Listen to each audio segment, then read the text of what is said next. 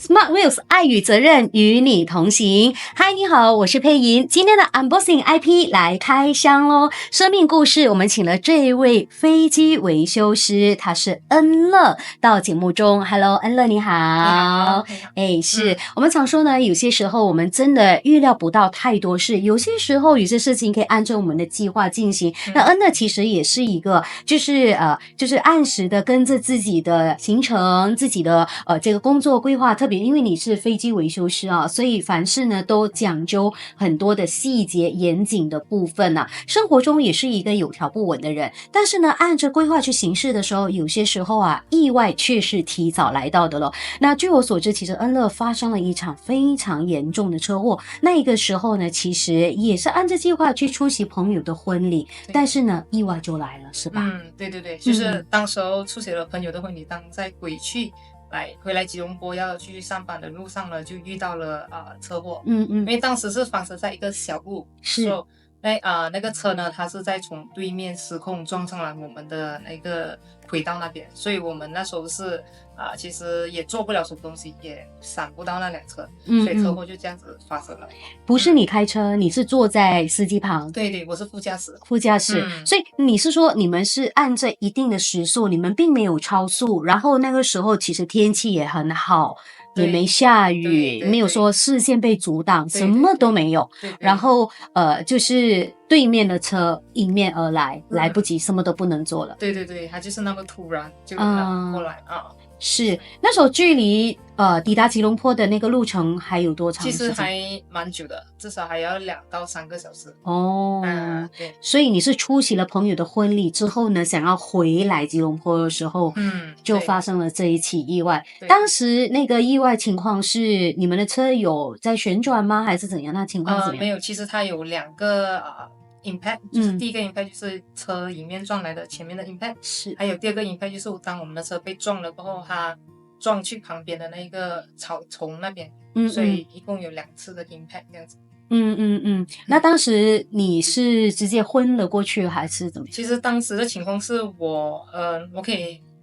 feel 到就是我很辛苦，我呼吸困难，有一种感觉，就是当我一关眼睛，就是那种随时会走的感觉。对，所以当时就是会逼自己是开着眼睛撑到，如果能撑到去医院当然是最好这样子了。是，只有你自己知道当时的情况就是感觉很快就要结束这个生命了。对，所以当时你还是有那个斗志，你还是想要就是活下来的，所以你就不愿意闭上眼睛。所以其实救伤车很快就来了，是吧？他们是说预计15到20分钟啦。因为当时的情况其实我也不懂我等了多久，我只知道我要尽量让自己开着眼睛，可以抵达到医院看到医生，我会比较安心一点。有感觉呼吸困难，然后会痛吗？身体呢？其实痛就还好，你只是感觉你呼吸困难，你那时候的意志力你只是要活下来，所以你就要活下来，见你的家人，见你的身边的朋友。所以当时其实你讲痛，其实是不会痛，只是很辛苦，知道还有很多事情要做，还没有做，还会想到很多的东西那你自己能够打开车门下车吗？我是不能的，是我的朋友打开车门要拉我下来。你没有力开，还是那车门打不开？其实当时我只是在想尽办法开眼睛罢了。这是当时我唯一我想要做的东西我能做的东西。我的力，我的身体是没有什么力的。你们车上坐了几个人啊？车上只有2个人。只有2个人，就那个司机跟所有的朋友下来再开那个车门，对，让你下来。反而是他倒是没事是有可能那个 impact 都是在我这边撞了2次都是在我这边。对，所以你的伤非常的重。但是你刚才给我看照片的时候，其实外表好像看到你就是擦伤而已你没有看到很多的迹象，是吗？对，其实外表的话，其实只是小腿那一边部分有一个割伤而已。但是其实真正的伤都是在里面，就是大家看不到的内伤。对，我的内伤就比较严重，所以当时送进医院做了 CT scan 过后，就发现很多内出血的器官，然后还有我的脊椎就断掉。这样子所以当时就需要你脊椎断了，那时候我脊椎断了OK， 马上做手术。对，他就检查了过后差不多11点这样，所以就做手术。11点是晚上晚上11点那时候你已经昏了吧？因为这段期间我在 emergency room 的时候，其实我的家人、我的妹妹、我的男朋友有陆陆续续进来，给我鼓励这样子。So 当时还是开关眼睛着也不想要让他们担心，所以就一直开关眼睛，告诉他们没有事情，没有事情。但是其实我不知道我自己伤到这样严重，我只知道这次应该是要做手术这样子，所以就是一直撑到去手术室，我才安心的睡觉。OK，看起来你是一个意志还挺坚定的人，而且很不想让身边的人担心你，对，所以你就是撑就是了，反正撑就是了。不过到了医院，我相信你那时候也至少也比较放心了是。但是那时候就开始痛哦，应该内伤。其实不会痛它是内出血，可是它完全不痛。其实当时我真的是都是在意志力，是靠我的生命力撑着，I mean 要活下来罢了。所以你不会感觉到你的身体上有任何的疼痛。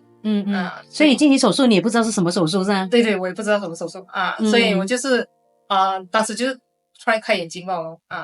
而且当时为了让我的男朋友很安心就是还让他觉得我没有事情我还告诉他，我讲我没有事情。你能讲话吗？当时还可以很小声，我就跟他讲我出来过后你要买2杯霸王茶鸡给我我就还安慰他这样子还会跟他开玩笑这样子咯对是好。所以你的手术大概是几个小时这个我不是很清楚，但是我只知道我出来的时候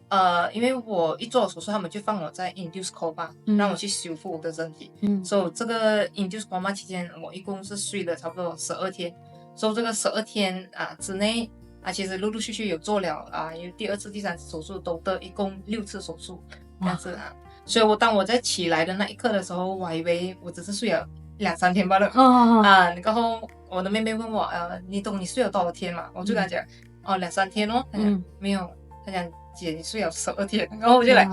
我也有点不可思议啦，就觉得我自己也睡了这样久这样子。是6次手术为什么要那么多次？因为我在第1次手术他们是清理那个内出血的地方第2次手术本来是要关的但是他们发现我的那个胆管断所以当胆管断的话它是一个非常细小的一个管，所以它是需要那个 specialist 就是 head battle specialist 来去做这个手术，所以我是需要等到之后那边的医院派这个专科过来帮我做手术所以做了第3次手术过后他们就把我的肚子关完，所以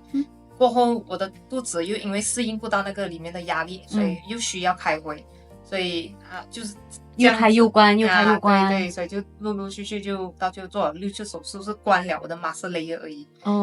所以我的肚皮是过后是开着出来 normal walk 那样子咯，就慢慢吸伤口相当我很难去形容那个情况我只能说你真的太坚强了因为就是因为你想活下来的那个意志力让你可以抵抗所有的就是大家所谓的害怕或者是就是在替你担心，可是对你来说呢只要活下来什么事都还是可以解决的对。那已经整12天之后才醒，那个时候醒的时候已经算是清醒的啦但是还不能有力的说话是吧？对那时候12天起来过后呢，因为我不懂我自己发生什么事情嘛所以当我起来过后，因为当时是在 ICU 一个人，所以我就以为我已经是他们讲转去普通病房应该是完全康复了所以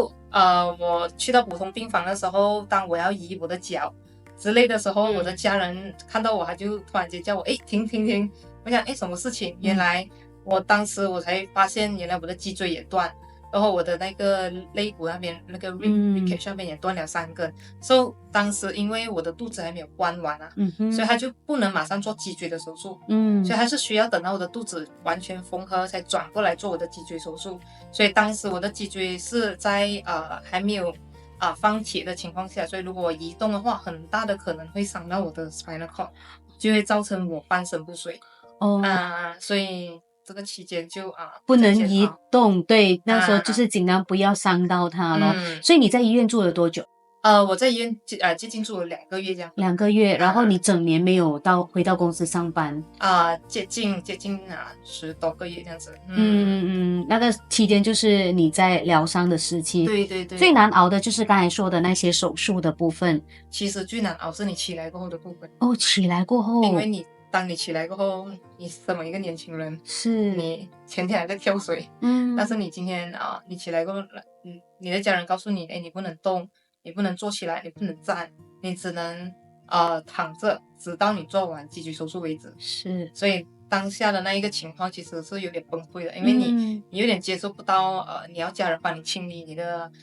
身体那些，或者是你连最基本的东西你要做起来，你要吃东西都不能。我觉得那个无奈才是最辛苦的。了解。对，因为其实恩乐年纪很轻，然后原本以为已经过去了，但是原来还有这么多一些是需要配合才能够再进行下一个步骤的治疗的种种的点点滴滴呢，影响了你所有的生活作息。所以那个时候你的自理、起居、饮食全部都是家人对，帮你打理。家人帮我打理。是。那当你独自一个人静下来慢慢的思考的时候，对于这件事情的发生，然后你说一个真的是很大的改变。我们先不说现在你已经是康复的那个路上了，好很多了，但是回想起那个时候呢，其实你怨吗？你抱怨吗？你生气吗？其实起来的那一刻因为当我看到我自己好像有点无能为力的时候，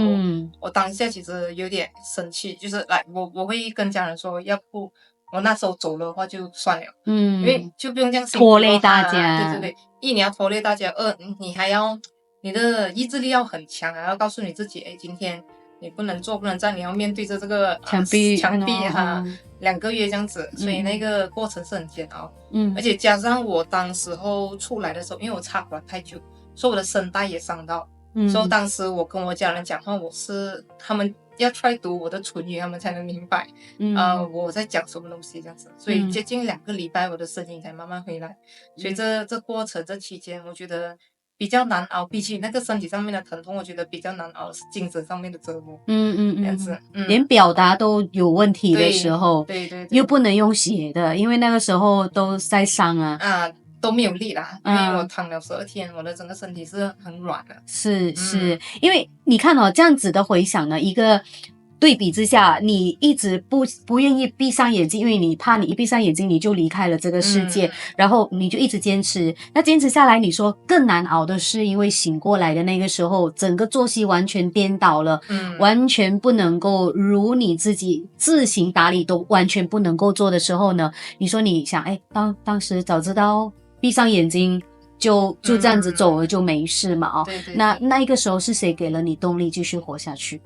我的家人们呢？我的家人，我的男朋友，就他们陆陆续续，因为我是24小时被照顾着的，是所以他们就会轮流去鼓励我，鼓励就是会一直去告诉我可以的，没有问题的，你以后要怎样，以后你要做什么东西，我们就给你去做。所以就他们的鼓励，我觉得真的是很重要当时他们一直 support 我，所以要不是有他们，我觉得我应该很快就崩溃了。是，事情都已经过去了因为这个时候来谈呢，才能够比较能够对面对这个课题。其实我想今天恩乐到节目中呢，我们其实不是说要去回想很不开心的事，倒是希望这个经历能够勉励大家好好的珍惜生命。虽然这个并不是就是在你的所谓就是自己结束生命的一个情况，而是意外而要夺走了你的生命，但是你选择努力活下来。其实除了靠治疗，你自己本身的那个意志也很重要所以我想透过这样的方式来告诉大家，其实人要走很容易的。对，真的就那一刻而已那一口呼吸而已就这样子走啦。可是如果选择活下来的话呢，你要怎么样来重新的看待一个全新的自己？我们如果说这个是一个洗牌，一场洗牌的话呢，其实已经完全的让你第二次的重生，然后想要做的东西可能就没有那么多的顾虑，就去做，像你家人讲的，哎，你要做什么我们支持你什么的。那现在有没有做到那一些所谓的在之前没有做到，然后过后康复了之后做到的事情吗？因为以前我会很在意别人对我的看法所以很多时候我要做一个东西的时候，我会介意不懂会影响到他吗？会怎样？所以现在其实我就不 care 了我就在做工方面，我不管你们怎样想我还是怎样，你们要怎样讲我都好，我都不在乎，我只会我觉得我做好我自己的本分，我都把我的工作做好这样就可以不然就是来很多方面，以前我会怎样说在 Insta 还是什么东西都会很顾虑这些形象但是现在我就觉得照片不放好像很浪费今天不去玩好像又很浪费所以我现在一旦有时间我就会想办法回家找家人不然就是去走走去看看去吃吃这样子而且当时我觉得有一个很后悔的就是我在出车祸前呢我是吃了根杜瑞嘛所以那时候因为也下雨，所以我也没有喝到很好喝的水，也没有就是很匆忙那个整个那一餐很匆忙所以我起来过后，因为我的肚子开过太多次手术所以我是不能吃东西的我不能吃不能喝，直到我出院前的1个礼拜我才能吃才能喝所以那时候期间我什么都想要吃什么都想要喝，以前我会顾我的身体这个不能这个不能这样子但是现在我要吃什么我都去吃这样子所以我觉得真的最大的改变真的其实讲的就是变回跟自己以前是活在别人眼中的自己对对，因为我相信现在很多年轻人都会很在意自己的形象是然后很多东西都会去外界的肯定对对，要得到外界的肯定但是很多时候因为这样的情况你就会忽略了你自己想要的东西是什么东西所以通过这一次的车祸我觉得真的让我很领悟到的就是其实当你成为自己你在走的那一刻没有人会在意你你在走的那一刻只有你自己只有你家人会很在意你很伤心对对对所以why not 你做回你自己这样子说的也是其实真的这一场车祸这个意外教会了你很多事不管是让你做回自己这个就是你最大的收获因为你更自在了你更开心你也不用去管别人开不开心然后最重要的就是家人陪伴你的你看那个时候最难过的那一刻就是家人跟你的男朋友的陪伴嘛所以这个情况让我们更加的拉近跟家人的那个距离然后现在还会不会那一种照片没有放会觉得哎呀很可惜没有放不要放咯这样咯没有啦我就是要放就放咯要放就放咯这样子所以就是不会在意啦人家怎样去批评这样子咯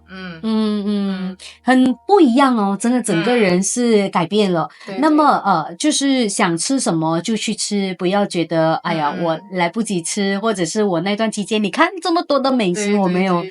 有吃到然后就是在自己的时间安排方面会不会留多一点时间给自己是会有尤其是不只是自己啦我觉得朋友还有家人就是我会找多点时间去跟他们去 hang out 跟他们去聊天然后而且这段期间其实我觉得还有一点就是我体会了做老人的感觉因为你躺在床上就好像就是被俯视被俯视这样子因为你不是 baby 嘛 baby 不一样嘛人家觉得可爱什么东西是但是我们好像我在26岁的那个年纪就经历了这样的情况所以我就很珍惜其实在你床旁边身边跟你聊天的人因为他们是会一直鼓励你给你想要活下去的动力这样子其实这个情况就好像因为我们现在很多时候都会忽略到老人就是他休息就给他这样躺在那边睡觉那其实我们要更多的是那种沟通跟陪伴他们也很需要这些来去去鼓励他们告诉他们其实你也可以更好这样子所以你体验到他们的心情对对对对这样子而且还有一点我觉得还蛮重要的就是因为我们年轻人也是会有那种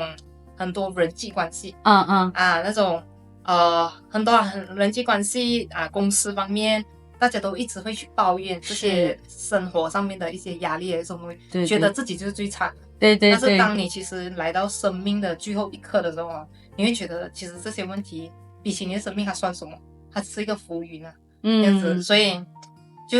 我就希望通过这件事的，当我遇到很多年轻人的时候，我都可以用我自己这样本身的经历去跟他们讲，其实你今天能站着，你能坐着，你能吃东西，你能喝冷水，你想要做你想要的东西，其实它是一个很值得高兴的事情。真的是，其实工作上我们说关系、权力、地位、财富这一些不外乎当然是可以追求，不是不可以。你追求，但是你追求的东西呢，其实到最后你回头来，你可能经历一些事情了之后呢，你倒会觉得还是有一个最珍贵的，还是活下来，那个就是最大的财富啊。对，是，所以我想这个在一个那时候你发生意外是26，是刚刚满1年多嘛，1年多左右的时间，那么还相当年轻的，那这样的一个对生命的体悟呢，其实也是老天给你的一份礼物。因为接下来还有大半辈子，对，那么你这么快的醒悟，就是说你下来你可以更懂得去珍惜你身边的所有的事情。对，所以我想在事情发生了之后，其实还有再重回那个，还有经过那个地方吗？没有，目前是没有，暂时是没有。但是因为那时候不是你开车嘛，可是如果你坐在车上的话，特别在高速公路上会怕吗？还是有什么顾虑？之前刚刚出院的那个期间是会有一点点阴影这样子，在车上的时候尤其是坐副驾驶要绑安全带那一刻。但是过后我就觉得，我如果这样子下去，我应该会不能驾车，我很多东西都要依靠我的家人朋友这样子。所以我就逼我自己去开车咯。所以就在我的家人还有男朋友他们的鼓励下，慢慢在市区开回车这样子，所以现在就 OK 了咯。需要时间克服是经历过，但是已经克服了。对。你是一个胆小的人吗？之前其实没有我很爱玩，然后我很大胆一下，很大胆对然后但是这件事情你有害怕了？有，当然有，当要走的那一刻，所以当时是怕了一下子啦。所以其实有一个很奇怪的，我可以跟你分享，就是我在昏迷的那12天期间呢，其实你看似好像在睡觉，但是其实你是在跟你自己的那个魔在搏斗着就是因为当时其实有一个里面的梦里面的那12天，有一天的情景就是你会看到一个光，它越来越暗的时候，其实好像你要走的那一刻就是当它灯关完没有那个暗灯的时候，你就会 memory flashback 全部东西，所以你就出现在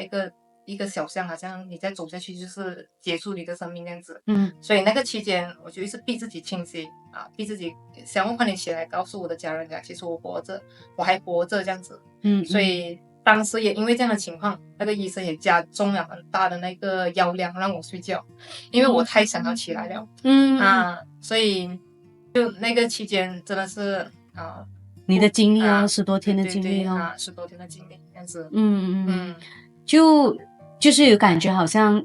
这个生命就真的要走到尽头，所以其实你反反复复你车祸发生了，然后你觉得很难呼吸，然后你不敢合上眼，因为你担心这样你就走了，然后到了医院，然后12天的那个状态之下昏迷嘛那可是你听得到声音吗？听得到，你听得到大家说话的声音的。对，就是我的家人进来 ICU 跟我鼓励我的话，其实你都听到我可以听到，但是只是在我的梦境里面我是不一样的场景去听到这些话，有可能我是坐着还是我只知道当时是我不能动咯，反正我听到他们在跟我说话，这样子，是，所以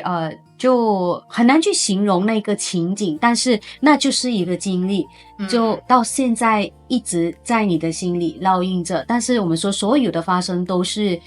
一个过程，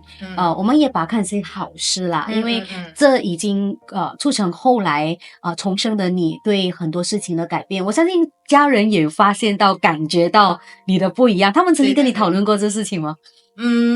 没有其实他们没有认真去讨论，只是我们因为这件事情跟我们的家人的关系变得更好